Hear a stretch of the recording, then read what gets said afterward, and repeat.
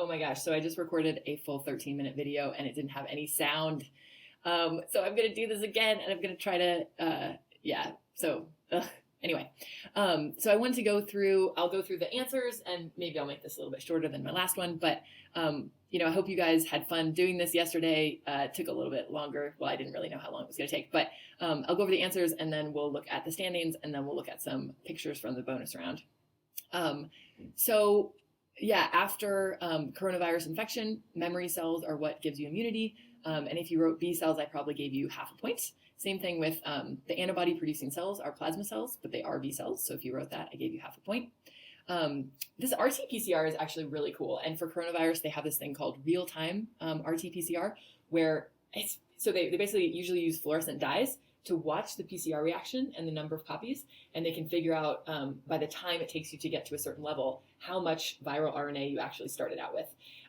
But because viruses have RNA, you can't use RNA for the template for the PCR reaction. So the reverse transcriptase part of that is just making the DNA, so from the viral RNA. And a lot of you guys got that. Taq DNA polymerase, this fancy enzyme from this pretty sure bacteria, but now I'm thinking, are they archaea? But that live in these thermal hot springs, so Thermus aquaticus. And then in terms of, a virus invading a cell, puts in its RNA. And so it actually doesn't have to go through the nucleus. It can just go directly to ribosomes, produce viral proteins. But then those proteins can also be embedded in a membrane and modified in the Golgi, and maybe even, to be honest, I'm not 100% sure, but I put that vesicles there because they probably are in use. And then type 2 pneumocytes produce surfactant, and I actually didn't write the function here, but surfactant lowers the surface tension of the water surrounding the alveoli, and that will decreasing the surface tension will actually allow the alveoli to be more open. So you could have said something like increase surface area by decreasing surface tension, and some people definitely remember that. It's actually interesting with coronavirus or with COVID-19, part of it is, these pneumocytes, type 1 and type 2, getting infected with viruses, and then, either not functioning because of that or an overactive immune response. So they, you might have heard of this like cytokine storm that ends up destroying type 1 and type 2, which is actually, it prevents you from producing enough surfactant. And then what happens even is sometimes people's lungs can collapse as their alveoli are not as open as they could be. And then this is also really interesting, giving antibodies from recovered patients to those that are currently infected. And some people wrote memory cells. I suspect that if you tried to insert a cell into somebody else, that there would be markers on memory cells that would trigger an active immune response. And I actually want to research this, why don't antibodies trigger that same response? But essentially what you're doing is you're just putting in a bunch of these flags immediately, which can bind viruses and point them out to other parts of the immune system. And I'm kind of interested, I don't know how widespread this will be used as a treatment, but it's one of our, best possibilities at this point. Okay, so we'll do this really quickly and then we'll do the bonus round. 3 million current infections worldwide as of yesterday. A lot of people did really well with the European countries, and actually Germany and France are really close. So if you put France, that was a really good guess. And then obviously US is way above any of those other countries. In South America, so, Peru was kind of worse off earlier on. Ecuador's had a lot of troubles. And then, our cases are increasing, but we're also just a huge country. Some group put Venezuela, and I tried to look, and I probably should look into this more, but I couldn't really find much about, are there a lot of cases there and we just don't know about them? Or, so actually I want to look into that just to actually see what it is. So not yesterday, but the day before, April 28th, the deaths in Brazil passed the number in China. And then, this is interesting.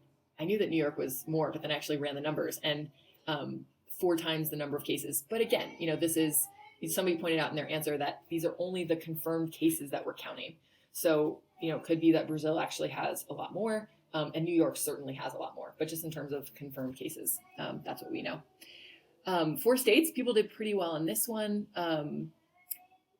So yeah, these are, kind of obvious. And then, I was surprised that Pernambuco seems like a small state. Maybe there's but has a lot of cases.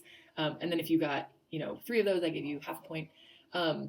In terms of comparing to other worldwide epidemics or pandemics, Spanish flu and HIV were huge numbers. SARS is actually relatively low. I don't remember off the top of my head. I think Ebola was like 11,000. And then swine flu, it's interesting from the chart that I looked at, it's like 150,000 to 500. Like they don't exactly know the number that were attributed specifically to swine flu. And so if I think we're at 200,000 deaths or, oh yeah, sorry. This is what we had yesterday. It will be interesting to see, like, does it pass that upper level? We will see. And then this was supposed to be today, but I heard Mr. Jones told me that they actually don't have enough masks to mandate that. So I'm not sure. And then May 4th, some people wrote May 5th. So then I started to wonder, was I wrong? So I don't really know about that. And then this one, I forgot if I showed you guys this graph, but so for the Spanish flu, and I've seen this from some good sources, in terms of, a deaths per 1,000 people, that they had this first wave that was really bad. Then this got better, for a couple months. And then their second wave was much, and might not be exactly 5 times as much, but it looks like it, maybe 4.7 or something. So, this is a really cautionary. I think Emma talked about this with her article, but, that we have to be, careful about not getting to something that's much worse than the wave that we're in right now. All right, let me see if I can, so for the bonus round, let me go through these and then we'll look at the standings. So Eliza wrote this series of books, and I'll just show you a couple of pictures. You were missing penguin versus seal, which was hilarious, but in many cases, the non-predicted winner, perhaps, like the anteater beat the gorilla, the capybara bit the jaguar with its 2 front teeth, the hippo strangely outran a cheetah and bit him in half. And then this one is maybe the one that works out as you think it might actually work out, but the shark did get the stingray, and the penguin ended up slapping the seal. So Eliza is interesting and has a very active imagination. I forgot to get the picture of her spelling these out, but of like her writing these out. But this was supposed to be immune, extensively, governor, and density. So some people got some of those. I'll show you Eliza's fun run. So we love the fun run. Actually, it's like I think it's the best Sábado Legal. And let me see if I can find those pictures here for a second. That's our house. So the other day when we were teaching class, she was getting all this stuff together. Here's her little route, her kilometer route around the neighborhood. It's Clark and Mr. Jones cheering. And then these are all her signs she made, and she made these cardboard medals. So that was cute. That's her course. And then I think the last one, over the long weekend, we built and decorated a house for limes. And I'm going to show this to you because it took a long time, and it's also hilarious. These are the limes and their pet armadillos. These are the different rooms: living room, kitchen, armadillos tucked into their sleeping bags, fancy wallpaper. So that's a bit of what we've been up to, and it will probably only get more interesting. Okay, so let's look at the standings.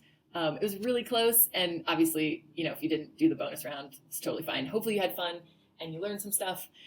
It's interesting that, so team name won by half a point. And who knows if this is even accurate. I might have missed something or misscored something. I was like working furiously.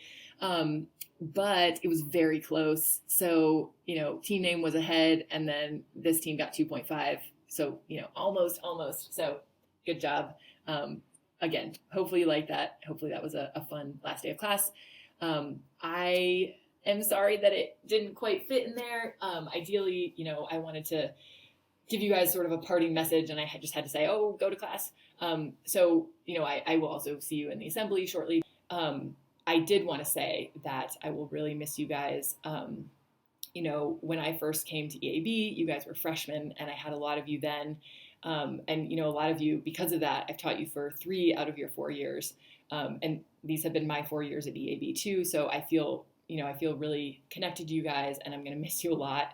And even thinking back to that first year, Clark was a baby, and my life kind of felt like a mess.